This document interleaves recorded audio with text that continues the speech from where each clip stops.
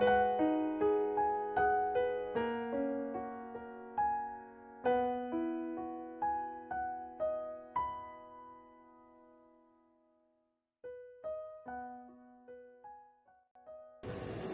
umaga po sa ating lahat, mga kapatid na nasa kanya-kanyang mga tahanan at sa mga kaibigan namin sa FB at sa lahat na naaabot ng gawain ito online sa social media. By the way, ako nga po pala si Dennis Mariano ng Jesus the Sure Foundation Church na nag-aanyaya sa inyo na kami ay inyong muling samahan sa isang maiksing oras na pag-aaral sa salita ng Diyos at sa panalangin para tayo makahugot ng lakas sa gitna ng sitwasyong kinakaharap ng ating bayan.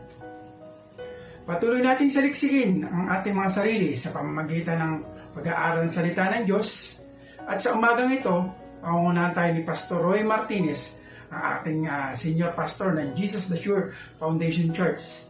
Pero bago natin siya tawagin, maaari bang pangunahan ko muna kayo sa isang maiksing panalangin. Father God, salamat po sa bagong opportunity na kami magkaroon na naman ng bagong gawain sa umagang ito. At dalangin namin na maging matagumpay ang aming gawain. Bigyan mo po ng wisdom and knowledge ang aming pastor na si Pastor Roy Martinez. Provision and protection sa lahat ng mga mahal namin sa buhay. At dalangin ko po, pagpalain mo po ang lahat ng makakapanood ng video na ito. Maraming salamat po. We bring back to you, Lord, lahat ng papuri, papasalamat sa pangalan ni Jesus. At ang lahat ng anak ng Diyos ay magsabi na, Amen. Magandang umaga muli sa bawat isa sa atin. Purihin ang Diyos sa pagkakataon muli na tayo mag-aral ng kanyang mga salita. Bagamat tayo ay nasa kanya-kanyang tahanan, di pa tayo makabalik dun sa ating nakaugalian ng pagsamba, hindi ito maaaring maging hadlang para tayo ay magsaliksik at manahan sa salita ng Panginoon. Sa umagang ito ay pag-usapan natin ang getting through the crisis. Learning from the miraculous feeding of 5,000 people. Dahil bilang isang bansa, tayo ay humaharap ng krisis. At bilang isang Pilipino ay maaaring naranasan natin ang epekto nito. Tayo ngayon ay nahirapan na paano harapin ang bawat problema. Ngunit salamat sa Diyos sa mga ganitong pagkakataon, we must turn to the Bible. Because ang Bible ay palagi may sagot doon sa mga ganitong uri ng krisis. At nais ang Panginoon na from here ay lumagot tayo sa gitna ng problema at krisis na ating kinakaharap. Amen? Bago tayo magsimula, let us commit this to the Lord. Madalangin po tayo. Panginoon, sa umagang ito, kami po ay nagpapasalamat sa pagkakataon na magsaliksik, bagamat nasa kanya-kanyang tahanan, hindi pa rin ito maaaring hadlang o Diyos.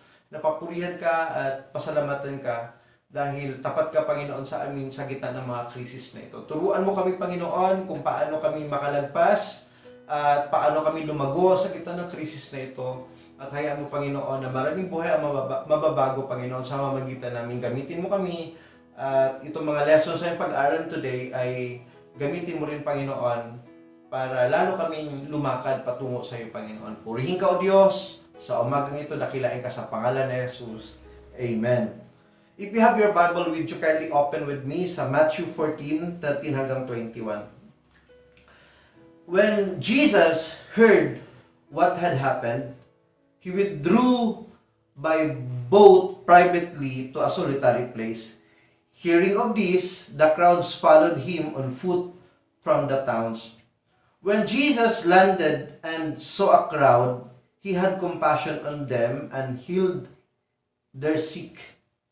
As evening approached, the disciples came to him and said, "This is a remote place, and it's already getting late. Send the crowds away, so they can go to the villages and buy themselves some food." Jesus replied, "They do not need to go away. You give them something to eat." We have here only 5 loaves of bread and 2 fish, they answered. "Bring them here to me," he said. And he directed the people to sit down on the grass. Taking the 5 loaves and 2 fish and looking up to heaven, he gave thanks and broke the loaves. Then he gave them to the disciples, and the disciples gave them to the people. They all ate and were satisfied. And the disciples picked up 12 basketfuls of broken pieces that were left over. The number of those who ate was about 5,000 men, besides women and children. Purihin po ang pagbabasa ng salita ng Panginoon. Ito ay isang pangyayari noong nagsimula pa lang ang ministeryo ng Panginoong Yesus. Ang kanyang mga ginawang kababalaghan, ang kanyang mga milagrong ginawa ay kumakalat na at nalalaman ng mga tao. Sa tagpong ito ay ang mga alagad ay nagkukwento tungkol sa kanilang ginawa dun sa katatapos na misyon na kanilang pinuntahan.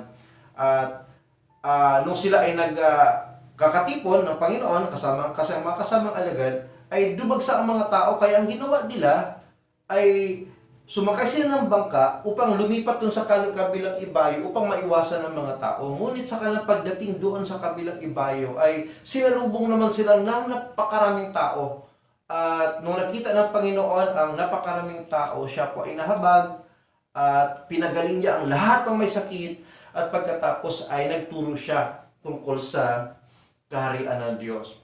Dumating ang hapon at malapit ng magdilim at nabagabag na ang mga alagad dahil napakaraming tao ang papakainin. Kaya sabi ng mga alagad sa Panginoon, paalisin mo na sila upang makabili sila ng pagkain doon sa mga karatig bayan. At kung papakain natin sila, about kalahating taong sweldo ang mauubos kapag ating ginastusan. Ngunit sabi ng Panginoon, huwag mo silang paalisin, pakainin mo sila. At sa pamamagitan ng 5 tinapay at 2 isda na dala ng isang bata, ay nabusog ang mga tao at sumobra pa ng 12 baskets ang mga tinapay at isda. Ano ba ang tinuturo sa atin ng kwentong ito? Tungkol sa pagharap ng krisis ng buhay. In fact, mga kapatid, ang kwentong ito ay isa sa 2 pangyayari na naitala sa 4 na gospel, yung Matthew, Mark, Luke, and John. Doon sa 4 na gospel, isa sa 2 kwento ang naikwento ron. Una, yung muling pagkabuhay, at yung pangalawa, itong pagpakain ng 5,000. Ibig sabihin, merong espesyal na sa kwentong ito na kailangan nating malaman. Tandaan natin, mga kapatid, ang Panginoon ay hindi gagawa ng isang milagro na walang dahilan. Every time gumagawa siya ng miracle, ay palagi niyang in-illustrate ang isang katotohanan upang ating lakaran bilang isang Kristiyano. Sa tagpong ito, ay itinuturo sa atin ng Panginoon ang 3 lessons. 3 lessons na kapag humarap tayo sa mga mahirap na sitwasyon, lalong-lalo na ngayon na merong krisis tayong kinakaharap, merong virus na until today ay hindi pa masolusyonan, at kung paano natin harapin ang bawat pagsubok sa kanya-kanyang tahanan, lubhang mahalaga na matutunan natin ang mga leksyon upang sa ating pagpapatuloy na paglilingkod ay makita natin ang kamay ng Diyos sa lahat ng aspeto ng buhay natin. Amen? Lessons na kapag ating niyakap at nilakaran, ay maranasan din natin ang himala ng Panginoon. Yung parehong himala ng Panginoon sa ating finances, sa ating relasyon sa buhay, maging sa ating relasyon sa Panginoon, ay makita natin ang pagkilos niya. Kaya sa umagang ito, nais kong ibahagi sa inyo ang 3 lessons. 3 lessons we need to learn from the miraculous feeding of 5,000 people. 3 lang ito, samahan niyo ako. Number 1, pag-usapan natin. Number 1, start looking unto Jesus for miracles. Simulan nating tingnan kay Jesus yung mga bagay na nais nating makita na gagawin niya, na himala, na gusto nating maranasan sa Kanya. Maraming beses sa buhay natin ay alam natin ang sagot, ngunit obvious na obvious, pero hindi natin nakikita. Amen? Minsan, nasa tapat na natin, hindi pa rin natin nakikita. Minsan, yung charger, yung cellphone, yung wallet, yung USB, hinahanap natin, nandun lang pala sa harap natin. Minsan, yung eyeglass, sabi nga ng mga matatanda, tawag dito, hanap ako ng hanap, nasa ulo ko lang pala. Kaya nga sabi ng mga matatanda, naku, kung ahas yan, natuklaw ka na sana. Kaya nga sa tagpong ito, ang mga alagad ay may kinakaharap na malaking problema. Ngunit hindi nila nakita na ang solusyon ay nasa harap lang nila. Ito ay ang pangyayari na kumalat na ang tungkol sa ginawa ng Panginoon, and about, sabi ng mga scholars, about 15,000 to 20,000 people ang nandun sa tagpong iyon. At gumawa ang Diyos ng himala dahil nahabag siya sa mga tao. Ngayon, itong problema, malapit na magdilim, wala silang sapat na pagkain, wala silang dalang pera, at napakarami ng tao. Look at this, Matthew 14:15 to 16. As evening approached, the disciples came to him and said, "This is a remote place, and it's already getting late. Send the crowds away so they can go to the villages and buy themselves some food." Jesus replied, "They do not need to go away. You give them something to eat." Para sinasabi ng mga alagad, napaka-imposible nito. Paalisin natin sila para kanya-kanyang diskarte na ng food. Amen? Natatakot sila dahil di nila alam ang gagawin. Samantalang, maghapon naman nilang kasama ang Panginoon, nakita ng kanilang mga mata na nagpagilat ng bulag, nagpalakad ng pilay, nagpagaling ng mga may sakit, at nagpalaya sa mga demonyo. Ngunit yung pagkakataon na yon ay hindi na nakita na kayang gawin ng Panginoon ang mga bagay na imposible. Mga kapatid, minsan kailangan nating ma-realize na gusto ng Panginoong Jesus ang mga imposibleng bagay. Gusto ng Panginoon na ma-challenge tayong manampalataya sa Kanya. Minsan, gusto ng Diyos na ang lahat ng paraan ng tao ay maubos at ang ating likod ay nasa likod ng pader na lang nakasandal at wala tayong ibang choice kundi tingnan o asahan yung mga milagrong gagawin ng Panginoon. Maaring ilan sa atin ngayon ay nahihirapan na. Hindi alam kung paano pagdugtungin ang mga pangangailangan. Parang imposible sa ating pamilya na makasurvive sa ganitong sitwasyon, sa iyong personal na buhay, sa iyong mga pangarap, sa iyong pinansyal na aspeto, sa iyong negosyo. At medyo di mo alam kung anong mangyari na next month, next from now. Medyo nahirapan kang isipin kung anong mangyari. Kung gano'n ang iniisip mo kapatid ngayon, I think ay dinala ka ng Panginoon or pinayagan ng Panginoon na makikinig ka or mag-aral today para sabihin sa'yo ng Panginoon na umpisahan mo nang tumingin sa Kanya para sa mga himala na gusto mong maranasan sa buhay mo. Sabi ng Panginoon sa mga alagad, huwag mo silang paalisin at bigyan mo sila ng pagkain or makakain sa oras na yon. Parang no sinabi na lalong na-stress ang mga alagad, sabi na pambihira. Kalahating taong sweldo para mapakain mo ang mga taong ito. Ito ay ginawa ng Panginoon upang subukin ang kanilang pananampalataya. Isang imposibleng sitwasyon. Minsan, pinapayagan tayo ng Diyos na mag-struggle ng kaunti upang makita natin ang mga bagay na Kanyang gagawin at ma-appreciate natin yung mga bagay na gagawing himala ng Panginoon sa buhay natin. Binigyan tayo ng pagkakataon na makita ang mga imposibleng sitwasyon at makita natin kung paano gumawa ang Diyos ng solusyon sa bawat problemang ating kinakaharap. Amen? Look at this. Mark 6:37. But Jesus answered, "You give them something to eat." They said to him, "That would take more than a half a year's wages.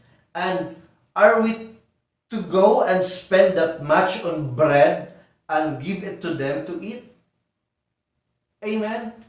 Alam mo, yung mga hindi kayang isipin ng mga alagad na kaya itong tustusan ng Panginoon. Kumbaga, kinulong ng mga alagad ang Diyos sa kanilang kaisipan na sa kanilang isip, hindi kayang gawin ng Diyos ito. Tandaan natin mga kapatid, God is bigger than we think. Kasi minsan, nilagay natin ang Diyos sa isang box. Tinatrato natin ang Diyos na ito lang kayang gawin ng Diyos sa loob ng box ng ating kaisipan. At kapag lumabas na dun sa box ng ating kaisipan, parang nahirapan tayong abutin ang mga bagay na kayang gawin ng Diyos. Amen? Tandaan natin mga kapatid, God is bigger than we think and He is bigger than your box. Tingnan nyo ito. Miracles of Jesus recorded in John. Ito yung water into wine. Ito yung first na miracle na kanyang ginawa dun sa kasalan ng Cana. Feeding the 5,000, healing the man born blind, healing the official's son, calming the sea, raising Lazarus, healing sick men at the pool of Bethesda. Kaya yung area of authority, quality, quantity, time, distance, nature, death, at saka destiny. Nakita mo, kung nagagawa ito ni Jesus noon, magagawa niya ito ulit ngayon sa buhay natin. Kung pagtiwalaan natin siya and we start looking unto Him para sa mga miracles. He can perform miracles sa lahat ng problema kinakaharap natin ngayon. Amen? Number 2, stop worrying about your resources. Ito yung katotohanan mga kapatid. Ang pangangailangan natin sa buhay ay napakalaki at ating mga resources ay napakaliit. Nasubukan mo na bang kwentahin ang iyong mga gastusin? Nasubukan mo na bang bilangin ang iyong kita? Di ba? Parang ang hirap pagdugtungin. Hindi sapat, tama? Bawat bayarin after bayarin, gastusin after gastusin, lalong-lalo na ngayon na ang mga bills natin ay nag-doubled. Kumbaga, after ng lockdown, problema kayo kung paano mo naman habulin yung mga gap ng ating mga finances. At tulad ng mga Meralco, di naman maaring di bayaran yan, yung mga tubig, yung internet, necessity natin yan. So, kumbaga naghahabol tayo ngayon. Kaya, isang dahilan kung bakit tayo ay nasa sitwasyon ngayon, ay gusto ng Diyos na lumapit sa Kanya face to face.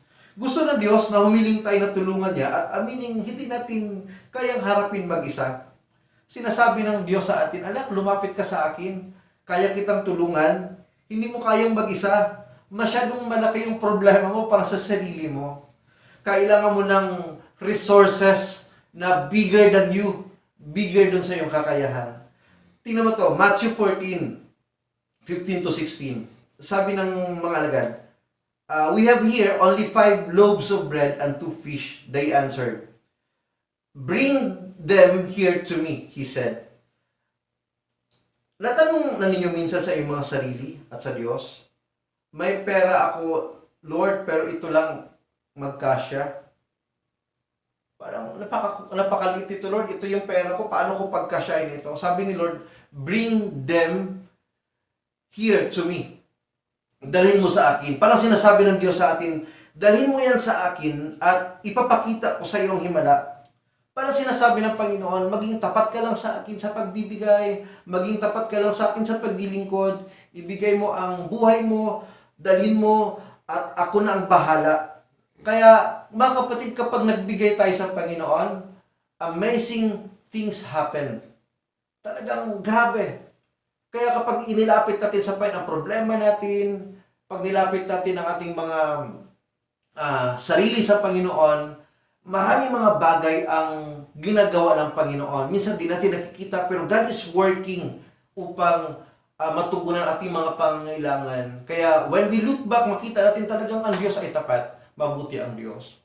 Nung nagsimula ang lockdown, March 15, ay wala kaming budget actually. Ang pera naman, pag negosyo kami, negosyo ako, pero ang pera kasi pag nasa business ka, ay nagre-revolve lang yan sa mga materials. Bibili ka ng materials, bebenta mo, bibili ulit ng materials, kapag kumita, bibili ng equipment. So, mostly ang pera ko nag-i-evolve, nagre-revolve doon sa mga supplies namin. Nung dumating ang lockdown, alam nyo, for the first time, ang mga bata kumain ng lugaw. Lugaw lang kinain namin. Asin at lugaw, walang sahog. Natutuwa kami sa Panginoon kasi after that, nag-provide ang Panginoon. Talagang kumilos ang Diyos. Talagang amazing. Talagang everyday ay di kami pinagkukulang ng Panginoon. Talagang nandun yung kasapatan. May midnight snack pa kami.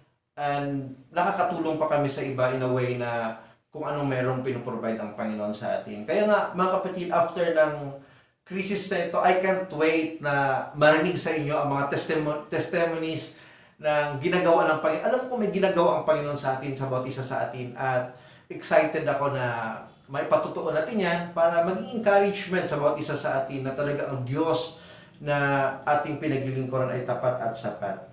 John 6:8-9. Another of his disciples, Andrew, Simon Peter's brother, spoke up. Sabi niya, here's a boy with 5 small barley loaves and 2 small fish.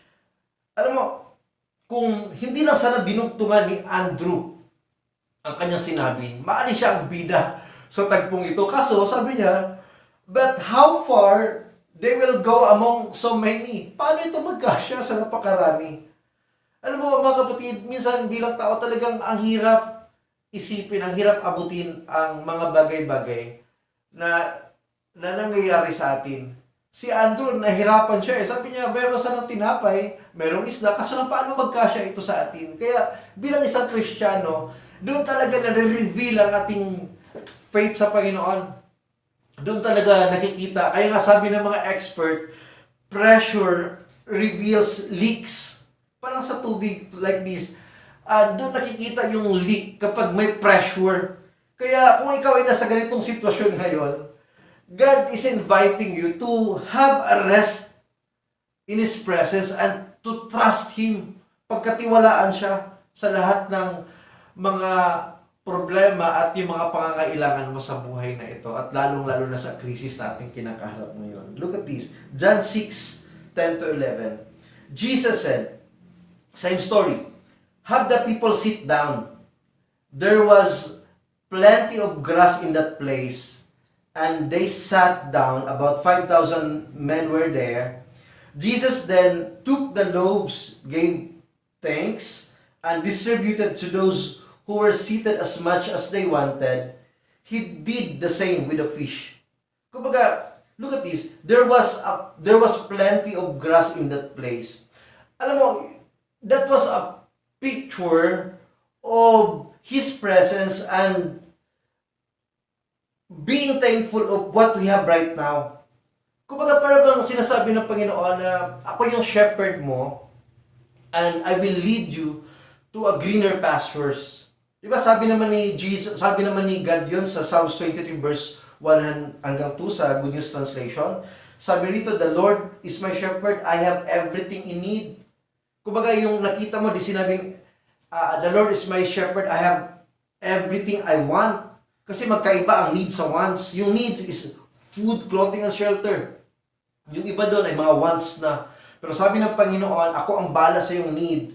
And He lets me rest in fields of green grass and leads me to quiet pools of fresh water. Baga parang pinipicture ng Panginoon dito na siya yung ating good shepherd. At maging si Jesus, sinabi niya that I am the good shepherd. John 10:11, sabi ni Jesus, I am the good shepherd. The good shepherd lays down his life for the sheep. Kumbaga, ang shepherd, ang kanyang buong trabaho sa kanyang buhay ay alagaan ng mga tupa at ibigay yung pangangailangan ng mga tupa. He is responsible for feeding the sheep. Yun ang trabaho ng isang pastol, dadalhin doon sa mga greener pasture para makakain, painumin doon sa mga batisan para mawala yung kauhawan nila, at protecting the sheep. Kaya nga may tungkod sila eh. Kasi ang mga tupa may natural na kaaway. Yung mga oso, yung mga wolf, yung mga ahas, natural na kaaway yon. Ang ginagawa ng pastol kapag may mga ganoon ay ginagamit niya kanyang tungkod upang itaboy ang mga natural na kaaway ng mga tupa. At minsan pa, pag dumating ang summer, ay yung ilong ng tupa ay nangingitlog ang mga langaw at napakakatinon.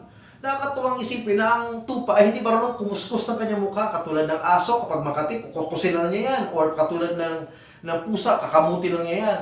Ang tupa ay walang kakayahan na kamuti ng kanyang ilong. Ang ginagawa ng tupa ay yung mukha niya, inuuntog niya sa bato sa sobrang kati.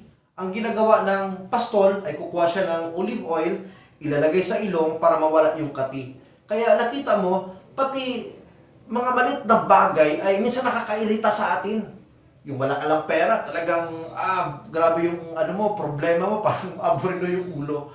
Pero sa biyaya ng Panginoon, ang ginagawa ng Panginoon ay tinutulungan niya tayo katulad ng isang pastol na nilagyan ng olive oil ang ilong ng tupa, ay na-anoint or na alis yung kati, at maging tayo ay sa tulong ng banal na Espiritu ay tayo ay nabigyan ng pag-asa na mawala ang mga nakakairitang bagay sa buhay natin.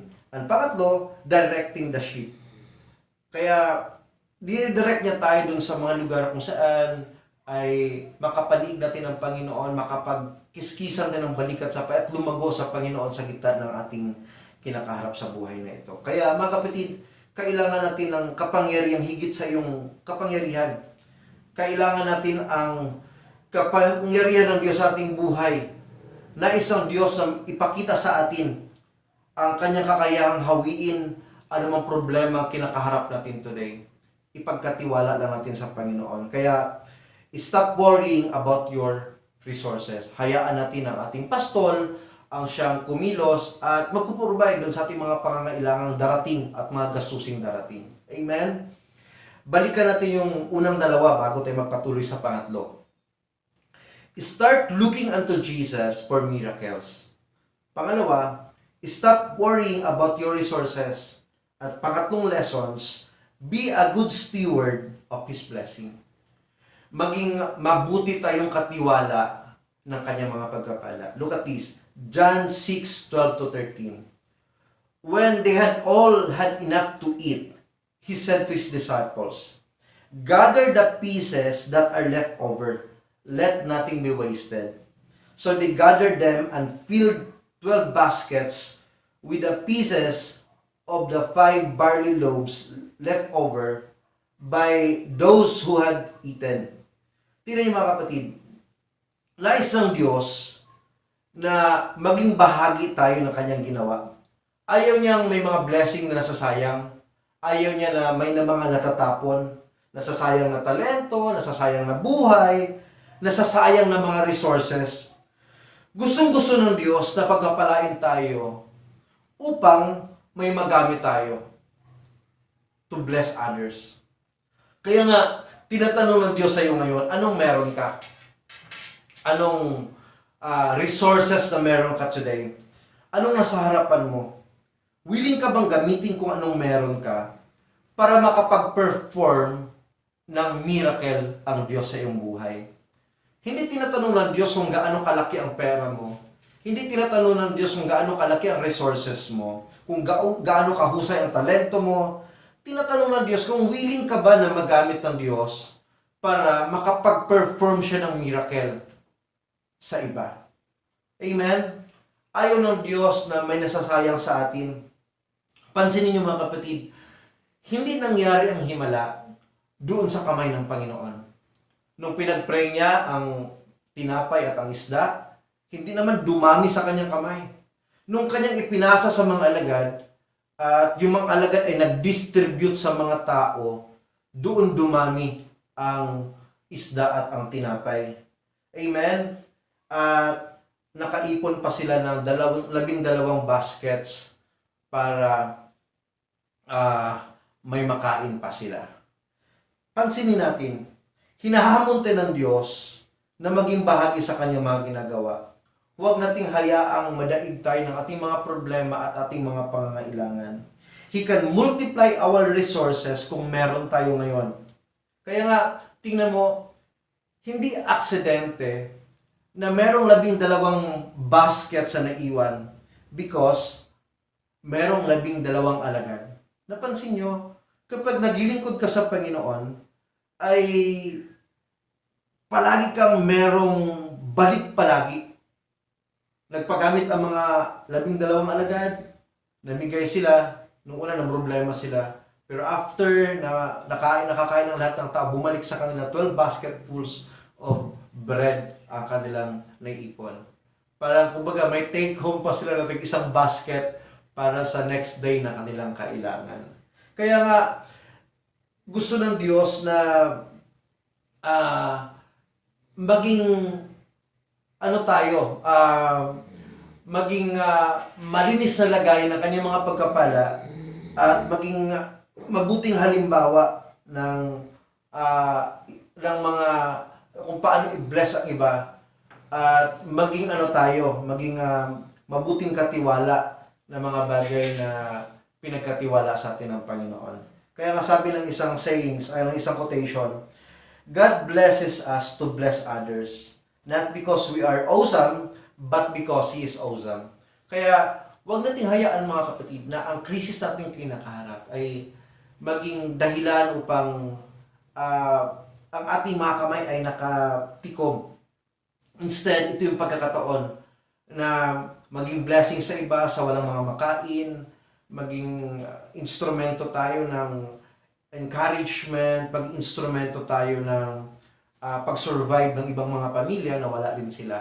And from there, as we give them, ay makita natin kung paano maghimala ang Panginoon sa pamagitan ng ating mga kamay dahil nakita ng Diyos na mabuti tayong katiwala ng kanyang mga pagpapala. Amen? Balikan natin ang huling, yung tatlong lessons we need to learn from the miraculous feeding of 5,000 people. Number 1, start looking unto Jesus for miracles. Number 2, stop worrying about your resources. Pangatlo, be a good steward of His blessing.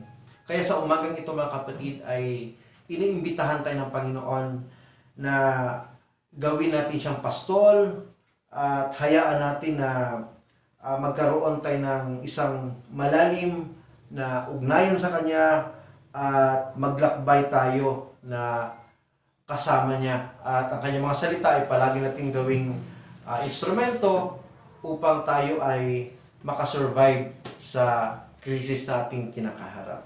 We can get through sa krisis na ito, malagpasan natin ito bilang isang church, bilang isang pamilya, at bilang isang bansa kapag ang Panginoon ay ang ating Panginoon. Tayong lahat ay yumuko, tayo ay manalangin. Puri ng Panginoon sa buhay ng bawat isa. Ipagkatiwala natin lahat ang ating sitwasyon at ating kinakaharap upang makalagpas tayo sa mga problema nito. Tayong lahat ay yumuko tayo na. Panginoon, salamat o Diyos sa umagang ito na ibinigay mo sa amin. Purihin ka, Panginoon, sapagkat we can get through sa krisis na ito, Panginoon, sa pamagitan mo, Diyos. Salamat, Lord, sa mga lessons na aming natutunan this morning. Nawa ay magamit namin ito, Panginoon. Yakapin namin. Lumago kami sa gitna ng mga krisis na ito, Panginoon. At makita namin, Panginoon, ng aming mga mata kung paano ka maghimala, Panginoon, sa aming mga pamilya, sa aming mga resources, sa aming negosyo, sa mga bagay, Panginoon, na aming ginagawa ay makita ka at maraming tao, Lord, ang mabago, makakilala sa iyo sa pamamagitan namin, Panginoon. Salamat o Diyos. Salamat sa pagkakataon na mag-aral. Palakasin mo ang bawat isa. Tulungan mo kami o Diyos na lumago, Panginoon, sa gitna ng mga sitwasyong aming kinakaharap. Purihin ka, dakilain ka, Panginoon, sa pangalan ni Jesus. Amen. Amen. Mga kapatid, maraming salamat po sa inyong pakipag-aralan sa umagang ito. Patuloy mga kapatid na tayo ay mag-aral, patuloy na magbasa ng Biblia sa bahay, patuloy tayo mag-reflect, huwag nating hayaan na makain ang ating oras sa Facebook, so anumang mga games or anumang mga panood na movie, walang masamang mga iyon, pero bigyan natin ng pagkakataon ang ating mga sarili na sa gitna ng krisis ay tayo ay patuloy na nagbabasa ng Biblia at lakaran yung mga nais ng Panginoon nating lakaran sa buhay na ito. Pagpalain tayong lahat ng Panginoon at samahan tayo at kita-kita tayo matapos ang lockdown na ito. At tulad ng palagi ko sinasabi na misa namin kayo, nais namin kayong makasama, makapaniig, makamayan, matapik, mangitian at sama-sama tayong kumain muli at mag-enjoy sa presence ng Panginoon. Pagpalain tayong lahat ng Panginoon, kapatid. Salamat po sa araw na to at purihin ang Panginoon sa buhay natin. Amen and amen. Hello, maraming salamat ulit sa lahat ng mga nakasunod at nakapanood ng video ito sa gawain namin ito.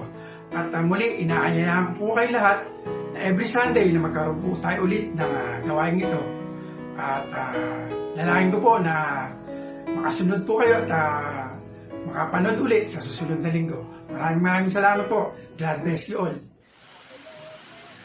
Mga kapatid, sa umagang ito, sa ating pagtatapos, iyuko po natin ang ating mga ulo at damahin po natin ang presensya ng ating Panginoon.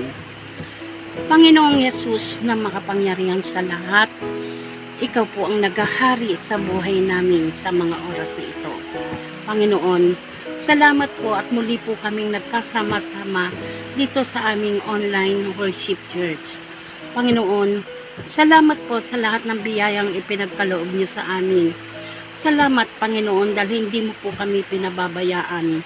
Salamat sa lahat ng oras na lagi kang nakatanaw para sa amin. Panginoon, inyo pong subaybayan ang aming mga kapatid na hindi po nakakasali sa aming online church. Panginoon, huwag niyo po silang pababayaan. Lagi niyo po silang tatanawin ng iyong mga mapagpalang mata. At ganun din po sa aming mga pastor. Huwag niyo po silang pababayaan, lagi niyo po silang iingatan upang sila'y makapag-spread pa ng mga salita ng Diyos at marami pang makarinig ng iyong mga salita. Panginoon, sa oras na ito, ipinapanalangin din po namin ang aming mga kapatid na naliligaw ng landas. Ituwid mo po sila, Panginoon, patungo sa iyong puso. Lagi mo po silang susubaybayan. Salamat, Lord, sa lahat ng bagay, sa lahat ng blessing na ibinibigay mo po sa amin. Salamat. Salamat sa church na laging nakasubaybay sa amin. Panginoon, ang buong pamilya ng aming mga kasama dito sa online church worship ay huwag mo pong pababayaan. Ganun din po sa aming gabi-gabing panalangin para sa aming mga kapatid. Panginoon, ang lahat po ng ito ay aming inaalay sa iyong butihing pangalang Jesus. Amen.